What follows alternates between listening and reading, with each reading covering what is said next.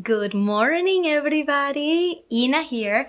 I just wanted to come on, first of all, because I haven't seen you guys since I posted about when you're feeling depressed and the 10 things that I do to get out of that funk when I find myself in, which I was in the beginning of the year. And I explained all of that in the latest episode of the podcast, which is now live as of yesterday.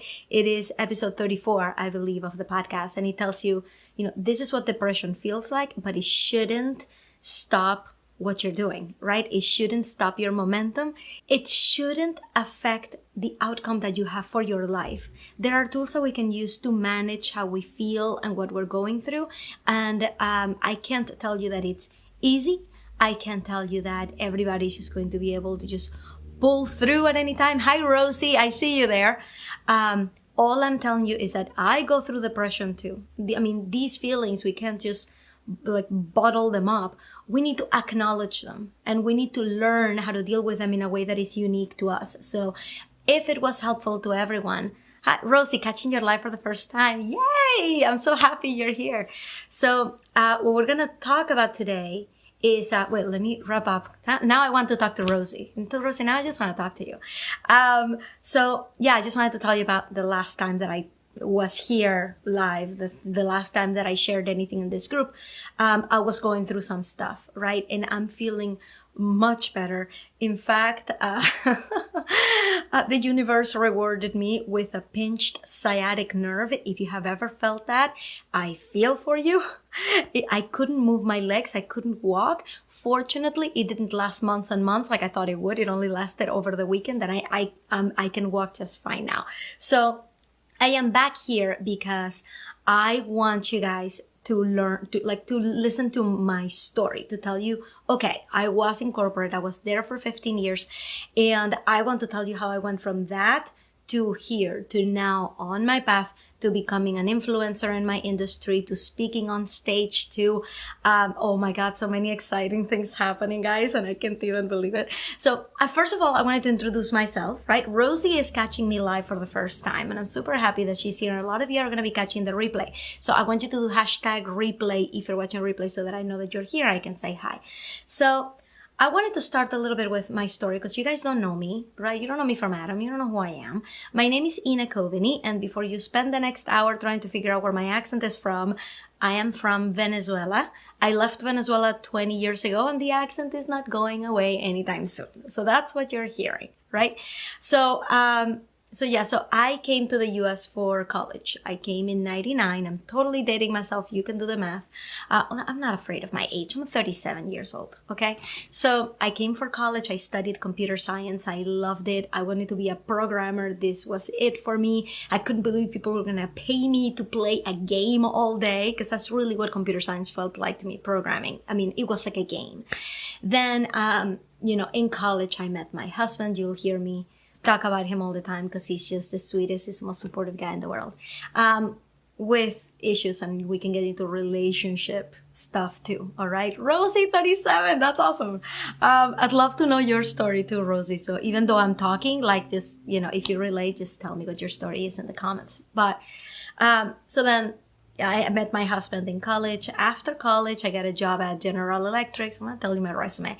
I got a job at General Electric, and it was super exciting. It's a very big company. It's a company that really prides itself in meritocracy, right? So I grew up with parents who were both in information technology. My father was the president of IT. My mother was equally successful in project management for software.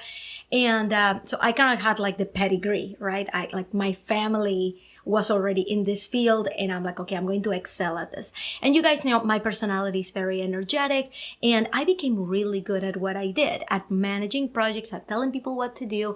Because I had the computer science background, I was able to speak the technical speak to the developers. It made me very effective in my job, and I loved it. I loved what I did. So you're never going to hear me say I hated my job and that's why I'm in entrepreneurship. No, I liked what I did. I liked it a lot. I liked the people I did it with. But there was always something, right? There was a little bug inside of me. And that was that as much as I was pleasing my parents by being on this path, right? As much as my father loved it, when I'm gonna tell you a story. So we went to rent a truck once, and I went and I gave them my GE badge, and at the time, GE owned Penske, right? Or at least more than 50% of it. But Penske was one of the units of GE. So I went to Penske and I put in my badge and I said, okay, I'd like the employee discount. They told me we don't do that. And I said, well, my company owns yours. So yes, you do that. And my father was like this. My daughter is amazing. She's going places. And he called me Miss CEO for the rest of the day. So I mean, how do you beat that kind of parental validation, right? If all I wanted was for my father to love me, then I was in the right place, right? And I felt it. I was like, okay, my father thinks I'm in the right track. He has faith in me. He thinks I'm going places. I'm going to be the CIO of my GE unit. I was in a fast track to that.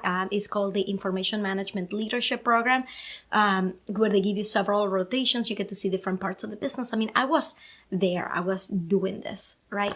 And so the bug, right? I would come home and I would be depressed. And you know what it was? I couldn't identify it at the time. I really thought that maybe I didn't have enough excitement in my life. So I did a whole bunch of things. I studied chemistry because I thought maybe I wanted to be a doctor. I was watching a lot of ER at the time. I studied, I actually got like pharmacy applications, like to study like to be a pharmacist. I don't even know what that would be called. I know it has a name, like that discipline. Because I thought maybe I just care about the chemistry. Maybe I don't want to be a doctor. Maybe I just want to do this. Maybe I just want to do that. So I did that. I volunteered at Samaritans, which is a suicide hotline, tending to phones. I did that. There were so many things. I learned a new language. I did all these things, right?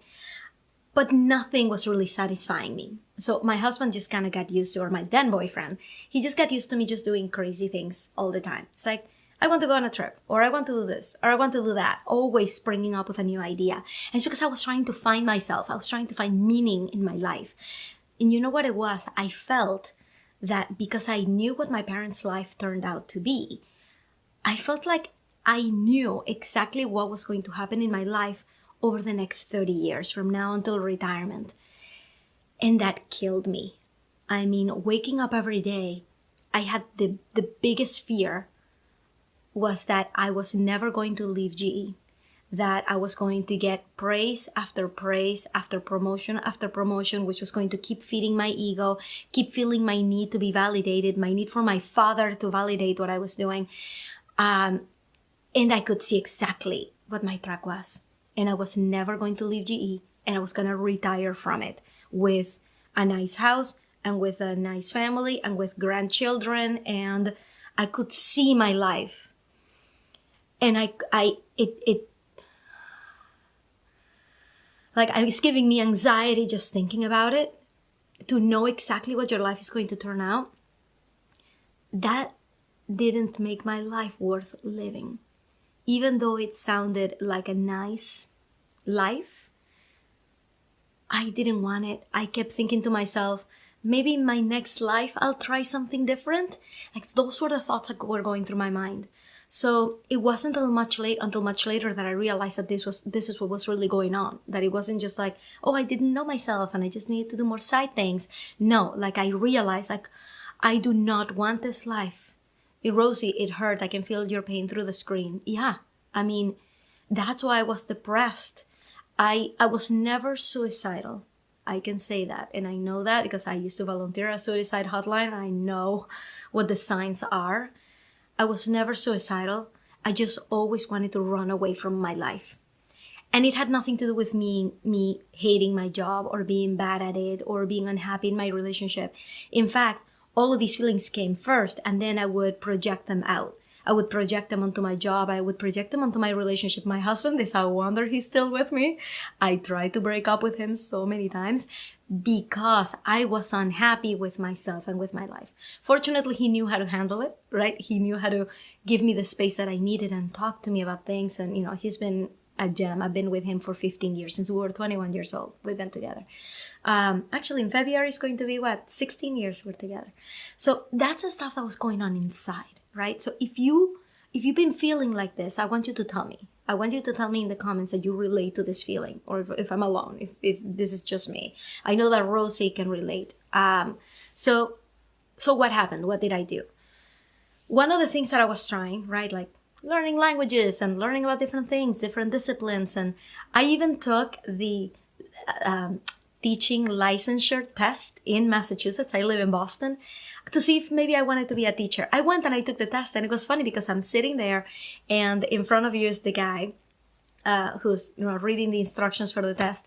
And he says, so if you're here because you want to become a teacher, or other something like, I don't think you'll be here for fun or whatever. And I'm looking at everybody and I'm like, yeah, I'm kind of just doing this to try this out. I've always been really good at taking tests. They don't give me anxiety. So it's just one more thing to do.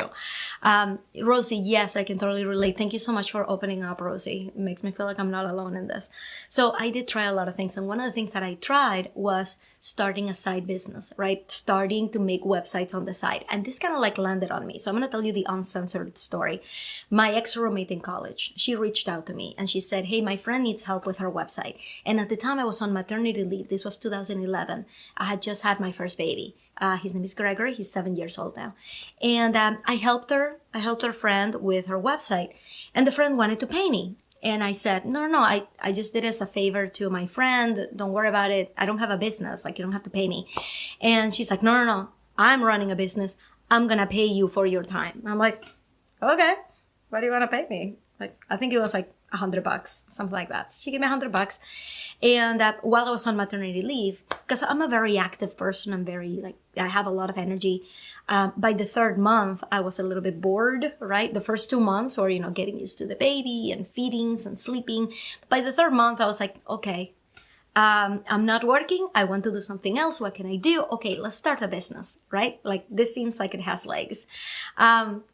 Rosie, your daughter is 7 years old too. Like, you and me, we're having like parallel lives. Where do you live? If you don't mind telling us like where you're coming from. So, hold on. I don't know if I have lipstick on my teeth. So third month, I decide, okay, I'm going to do this for real, right? Let's just pick a website and I'm going to make it, right? So, I walked down I drove down. I always say I walked down. I drove down to my local diner because I realized that they didn't have a website.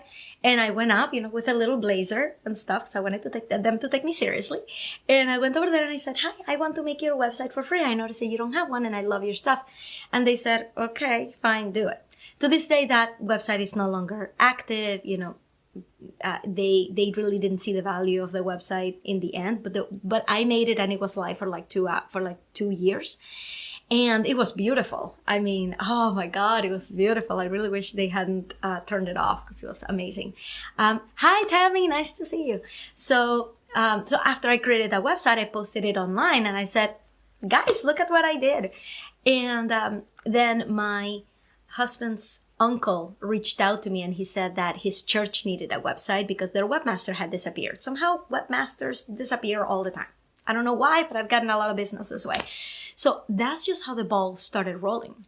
I started to get referral after referral after referral, and I started to build a roster of clients. Now, at the time, I was doing this on the side. It was nights and weekends while I had a newborn. So I didn't really go all out, but I knew that I wanted to keep exploring. So I started a podcast, and in fact, it's still live out there because I've never taken it down. It's called Ina Nutshell Pod. I think it is either Ina Nutshell Pod or Ina Nutshell Podcast. But it's my name, Ina Nutshell Pod. And I made it to 45 episodes. It was an interview style show. I think sometimes I would have me just talking into the microphone. I had friends over and we just had fun. We just talked about random things. I had businesses over and I would talk to them. I actually interviewed this photographer who was doing a profile of Boston with everybody who's from different backgrounds. And he came and I interviewed him for the podcast and he took pictures of me with my podcasting mic. And right now, if they haven't taken it down as of the past few months, years later, a few months ago, I got a message from a guy I went to high school with in Venezuela. He told me he was visiting Boston. He was at the top of the Prudential Center, which is one of the high rises in the Back Bay area in Boston. And there was an exhibit, a big monitor that said, you pick a country and it will show you the photo of a Bostonian who's from that country. So he's from Venezuela. So he went and he selected Venezuela and he saw my face. And he's like, so he sent me a picture. He's like, so you are being displayed at the top of the Prudential. I'm like, that's amazing. I hope it's still there. I haven't seen it myself. I've seen the picture. So anyway, so all these things started happening with this side business. And I was playing very small. And you're gonna hear me say play big or play small. Playing small means that really it means that you haven't done a lot of mindset work around your worth. All right? It means that you're undermining your skills, you're undermining your abilities, what your future could be like, right? And that's where I was. I was like, no, I'm just doing this on the side. I don't really want it to grow. I'm here doing my corporate thing, and that's really what I want to do. You know, my father, right? Like, no, this is what I really want to do. And if my father is watching, by the way, because he's in this group, Papi, I love you. You've done an amazing job raising me. This was just my experience of how to be motivated, and you've motivated me greatly. I love you, Papi. And this all helped me realize what things I really want to do. So if my father is watching. So anyway, I kept doing the business on the side. And then I ran into an influencer online. Her name is Amy Porterfield, if you've never heard of her.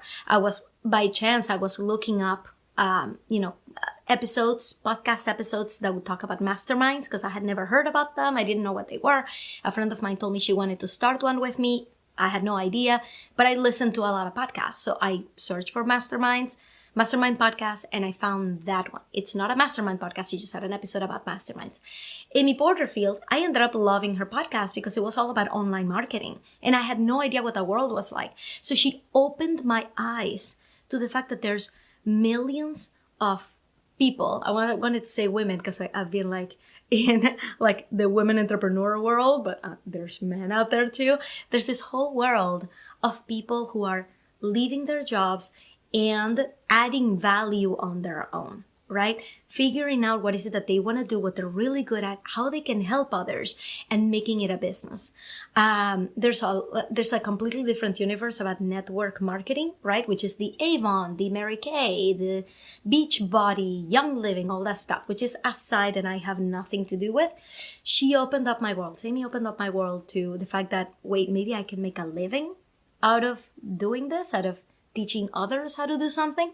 So that was back in 2015. And that's when I learned that you need to have an online marketing strategy if you ever want something to grow. That's why my podcast never went anywhere. I never marketed it. I didn't know what that meant.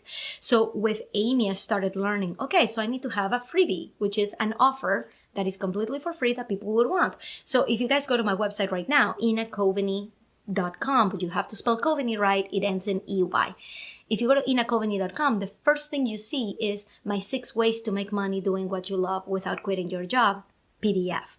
And that is basically a presentation telling you these are 6 ways that people out there are making money right now. This is how the business models work. And these are some examples of people who are doing it right? So I did that. I wanted to create that freebie. And back then in 2015, I wanted to create the freebie about how to start a podcast completely for free hosting without having to pay anybody for it. It's no longer possible to do that. I looked into it. I was using Google Drive to host your files, and Google will no longer let you host files in that way, like website style on Google Drive. So it wouldn't have gone anywhere anyway. But it took me an entire year to create that freebie, and it never saw the light of day. I felt like I knew what things I needed to do to market myself, to put myself out there, but I wasn't actually like getting traction with myself. Hi, Joe. Hi, Christina. I see you guys there. It never happened. I'm like, oh, I know the things that I need to do. I just need to do them. So in this mastermind that I started with my friend, every week we would get together and track our progress, and I wasn't getting anywhere, right? Then the following year, I just kind of dropped the whole thing and took a little bit of a break from it. And that was the year that I decided to talk to my boss, because I'm like, look, my boss is an entrepreneur, or he is an entrepreneur now. He was my boss back then. And I took him out to lunch, and we were in a very casual atmosphere at work. They knew that I had a side business. I made websites like for them in that business. So I took him out to lunch and I said, look, this is the story with my business. Should I grow it or should I keep it small on the side? And his reaction really hit me, because he basically told me, not in so many words, but in the way he was tracing in the way that he was going down the path in the conversation with his questioning. He basically told me, there are people that are good leaders and they're great at leading organizations, right? Like being the CIO of a business unit in GE. And then there are people who are really good leaders as entrepreneurs on their own and taking risk. He's like, I don't know where you see yourself, but I kind of see you more like the first, right? Like you're really good at this. And that's just not how I saw myself. I saw myself as having a really bright future, empowering lots of people. But I hadn't really formulated that to myself yet. I dare to say that I actually realized this as he's telling me, you're really good at being a CIO, but you're never going to start a business like that kind of thing. And my jaw dropped. And I knew that he wasn't going to be like the most pleasant person to talk to. He tends to be very into himself. I'll never let him into this group to see this. But I knew that he was going to give me a very self-centered answer, and he was going to be very brutally honest with what he thought. So as soon as I realized that he didn't see me the way that I saw myself, it was kind of like a kick in the butt for me. It was like, what am I doing? I don't want to be here. I don't want his job, right? I don't want to climb up the ladder. I don't want to be the CIO. I don't want any of the people that I'm in the track of.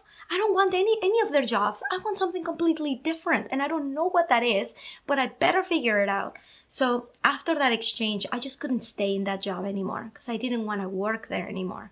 So I found another job at another company, go figure, and working for this CTO who was also a little bit full of himself, if I can say so, right? But I worked really well with him. I feel like I enlightened him on a few things. But that year, that was 2017, that year was key to my realizing that I really, really didn't want this. Now, you guys, at this point, 2017, I am 6 years away from having started my side business, all right? Like 6 years later. 6 years? 2017, 2011? That was 6 years later, all right? And we are at that point 9 years after I got out of college, right? So it's taken me 9 years, a lot of suffering, a lot of depression, a lot of looking at what else I could be doing, looking into different careers to finally realize the only way that I'm going to have a life that I am proud of and that I can see a future that I like, that I would enjoy, is if I just stop kidding myself and don't do this anymore. And that didn't just come overnight, like I just said, right? But it wasn't a decision that I just made on the fly. It didn't take me 30 seconds to make this decision. It was something that happened externally. Something happened externally in my job that gave me the kick in the butt to leave. And I'm going to tell you what it is, because this is the Uncensored Story episode. I'm going to tell you what it is. I was pregnant at the time. I got pregnant pretty much as soon as I got the job. I got pregnant, and I performed stellarly. In fact, I was leaving for maternity leave in August, and at the end of July, I'm pregnant out to here, right? Huge ball, right, rolling everywhere. And my boss pulls me into an office and he says, "Hey, I wanted to pick your brain about this issue that we're having." So he picked my brain. I told him what I would do, and he said, "Okay, I want you to go and fix that now." And I'm not talking about a small issue. I'm talking about an organizational mess that they had. He's like, "I want you to clean that up for me." like a key part of delivering a service to a client. I want you to stop doing what you're doing and focus on this. So what did I do over the next month, right? I hired somebody to take care of my last job. I hired somebody that was going to take over what I'm starting now while I'm on maternity leave.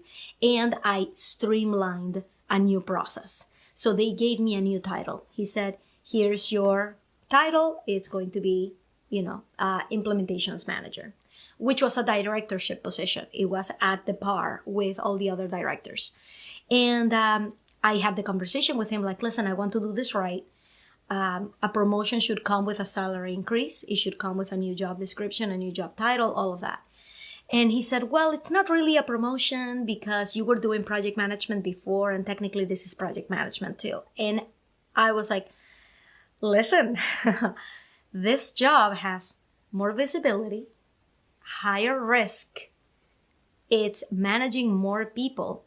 It's at a higher level in the organization. Do you agree that this is a promotion? And he said, well, I guess, yeah, it sounds like a promotion. I'm like, then why wouldn't it merit a salary increase as well?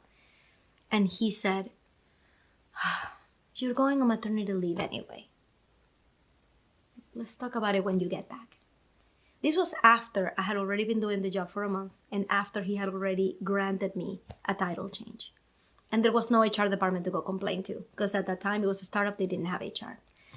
So I struggled with this. I struggled a lot. And I spoke to my mother. I spoke to my husband. And they both said, and I spoke to a lawyer. At the time, I had actually made a website with my side business. I made a website for a lawyer who takes care of employment issues, of employment discrimination. So I reached out to him and I said, this is what happened. And he said, yeah, what they did was pretty much illegal, but how far do you want to get this, right? Do you really want to go take them to court over this? Because even if you get that raise, he wasn't discouraging me. He was just kind of like telling me like, this is kind of how it's going to play out. Even after you get that raise, you're still going to be working there. So do you really want that atmosphere? And my mother and my husband were like, can you please stop worrying? You have a baby to carry to term. We're worried about the health of the baby. We're worried about your health. Please just finish having the baby and talk to them in January. And if you want to quit in January, quit in January. But please, can you just focus on the baby? And I'm like, I'm fuming. I am stressed. I can't believe this just happened to me. And I said, okay, I'll let this go. I'm just going to come back to work in January. So I had my baby. Everything was beautiful, wonderful. Baby James was born. Very happy. And 8 weeks into my maternity leave, I get a call from my new boss because they had hired somebody between me and my old boss. And she calls me and she's like, look, that implementation manager stuff, we're not going to do that anymore. Actually, the guy that you hired, the contractor you hired to take care of that, he's been doing a great job. So we're just going to let him keep it. And maybe you can come back to your old job. And I struggled with that too. Do I really want to go back and not be eligible for another promotion, maybe for another year, and just continue doing what I had been doing for the past year? And to tell you the truth, guys, I told them, sure, if this is where really you need me, that's what I will do. I struggled with it a lot. And at the time, in December, and I actually have to get going because we have a doctor's appointment, but I do want to finish this story. So in December, I stumbled upon an ad, a Facebook ad, which is like a normal Facebook ad from this girl who's giving out an entrepreneur library with all of these resources. And I'm here crestfallen about my job. I'm here thinking I really wanted to get that business going, the online marketing stuff going, because at this point I knew too much. I knew what my life could be. I knew how to do it, and I just needed to do it. So I saw that ad and I'm like, sure, I could use a free library of resources for girl bosses. So I clicked on it and I got the library. And the thank you page was, great, if you like that, you might want to know how to write killer content for your copy. Here is a $17 course that you can take. And I said, I have some money in my business that is just paying taxes right now, so I'm gonna buy it. So click $17 I spent on this creating killer content course. And I stopped. I was like, oh my God, this girl just got me from having no idea who she was to buying something from her in 5 minutes on a Saturday morning while I'm on my phone. And I knew what I was looking at because I had been studying online marketing since 2015. So I contact her and I say, I love what you just did. Tell me how you did it. She said, let's get on the phone. So we talked, and turns out that she's a business coach. And I had never heard of that before. I'm like, what's a business coach? She's like, yeah, all these things that you want to do, I can help you do them. And I can tell you what to do exactly and when to do it and all that stuff. And she told me her price. And her price was exactly the amount that I was making on website support every month. So basically it was my entire business revenue for the month. And I'm like, oh, that sounds a little bit pricey. Can I just try some things on my own for 6 months and I'll get back to you? And her answer was, sure. How has this been working out?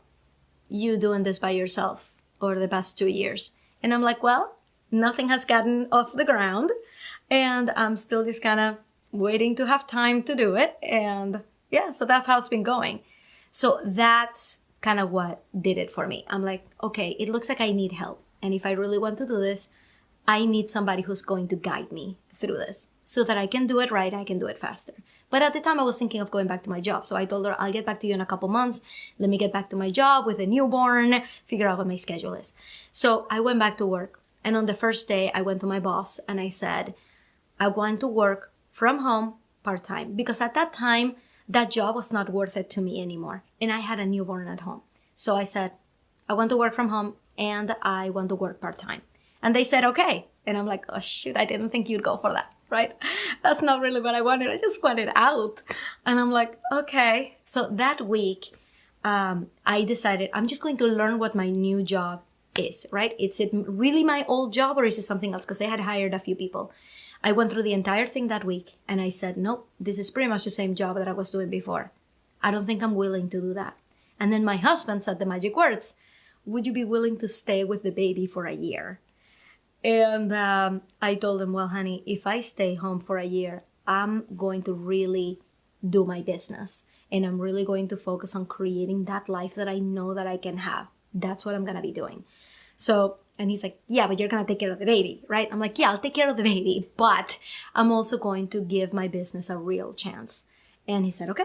So I went back the following Monday. We looked at finances, made sure that it was going to work. All my healthcare was on his plan anyway, because he had the better plan from the two of us for the past several years.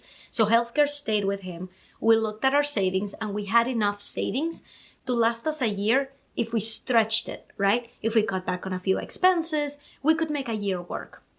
So I said, okay, this sounds promising. This is good. I probably wouldn't have been in this financial situation when I had my first baby anyway. So going back and kicking myself for not quitting then is probably unrealistic. We probably wouldn't have been able to afford doing that. But now we had enough saved that we could just live off of savings and off of his income for the next year. But after a year, all bets were off. I had to go back to work or this had to work. And that was a year ago, guys. Today's January 16th. I quit my job January 15th. So it's been a year since I quit my job. And I am happy to say that I do not plan on going back. I am very, very happy. I am extremely excited. And because I have to go to a doctor's appointment because the baby is sick and I'm still taking care of him, I am going to have to leave the past year conversation for another time. Okay, so I will come back live and I will tell you, okay, what has this year been like? What does building a business look like? How did that work out with the finances? What is it that I do, right? Rosie, congratulations. Thank you. I am extremely happy. What does that look like? What is it that I do? And what I do is I am a business coach. So just like my business coach helped me in the first 6 months of my new job, of my business, this is what I do now. I help people get out of corporate and start. but start the way that I did, with a side business. Because guess what? Not all of us are in a position to just say, you know what? Everything is fine at work, but I think I'm just going to slash my income in half so that I can follow this dream. That sounds wonderful. Maybe it's great in movies, but it doesn't work realistically, right? So I teach you how to start this. What is this online marketing stuff? What is it that you want to do? What is your business idea? What is it that you really, really want for your life? And map it out and get you there. And use all of the online marketing expertise that I have acquired over the years to teach you how to build a business online, right? This is what I feel like I need to infuse all of this information, impart it all on you so that you can make this decision, so that later on, if it's a year from now, if it's 2 years from now, you can actually quit your corporate job, be your own boss, and actually be excited about the next 30 years of your life. I can tell you right now that the people that I follow, all the influencers that have influenced me, all of those people have the life that I want. So when I compare how I feel about their life versus how I feel about my former bosses' lives, night and day. I did not want my boss's life. I really want the influencers that I follow on social media, that I join their programs. I want their life and I want their outcomes. And it is very exciting to see myself following on this path and see things work and see myself growing. So I have a lot of advice to give you on the things that I have learned over the past, the lessons that I have learned over the past year. And I'm kicking myself for not recording this as a podcast, because this could be an awesome 1-year anniversary 2-parter. So I think maybe I will try. The audio is not going to be amazing, but I might try to put this on the podcast anyway. Thank you guys so much for listening to this. It has been a wild ride. There's been a lot of mindset work, a lot of understanding what is it that I want for my life, right? Because there's a lot of us who are like, I just don't know what I want, but I know that I don't want this. And that's how it starts. That's the seed, right? Rosie, yes, great content. Thank you, Rosie. Thank you for being here the entire live. I really hope that it was helpful. I really hope that you related to this story. And everybody else watching, I really hope you do. So thank you guys so much for listening to this story. I will be back to tell you the second part, which is what has this year been like? And every step of the way, the uncensored version for what my first year of business is like. Thank you guys so much for watching. Talk to you later. Bye.